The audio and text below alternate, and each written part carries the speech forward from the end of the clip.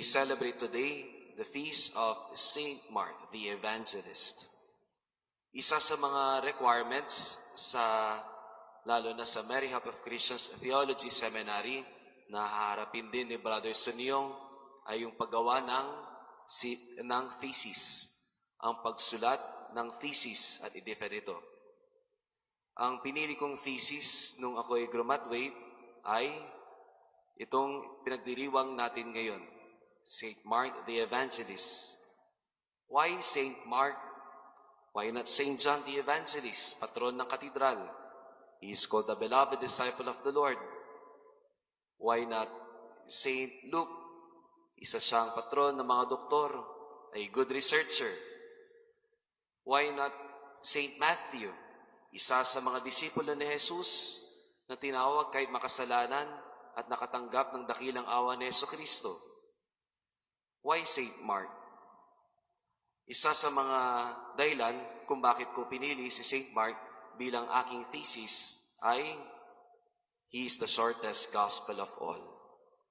Pinakamaikli na ebanghelyo na nasulat.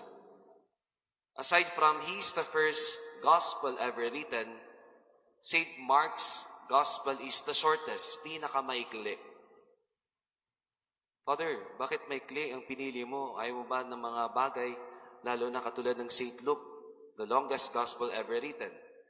Why not Saint John, na magandang teolohiya niya patungkol kay Jesucristo? Why Saint Mark, and the reason why it's the shortest? Kahit sino sa atin dito, mas pinipili natin ang pare na maikli ang homily. Ayaw niyo yung pare na sobrang haba ang kanyang homilya. We always prefer the shortest, the simplest, and the direct-to-the-point homily. At ganon si Saint Mark. Saint Mark's Gospel is the shortest, yet direct-to-the-point, and the simplest of all. Wala nang paligoy-ligoy. Kahit sinong pare, kayang maghumiliya kahit isang oras.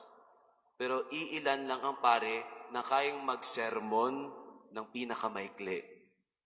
Because many of the times, a good preacher should also preach the simplest. Dear brothers and sisters, allow Saint Mark to teach us one reality. It's not only the shortest, but also the deepest. Hindi lang ito pahabaan o paiklian ng ebanghelyo, kung hindi palaliman ng pagkakilala kay Kristo. Dear brothers and sisters in Christ, this is the invitation of Saint Mark today. Hindi lang sa paiklian ng pagkakakilala kay Jesucristo, o kung hindi yung pahabaan ng buhay ng ating pagiging reliyoso, kung hindi kalaliman ng relasyon natin sa Kanya, kay Jesus. We ask the intercession of Saint Mark the Evangelist to teach us. At times, words are not necessary. Hindi lang sa salita, dapat din sa gawa. Saint Mark the Evangelist, pray for us.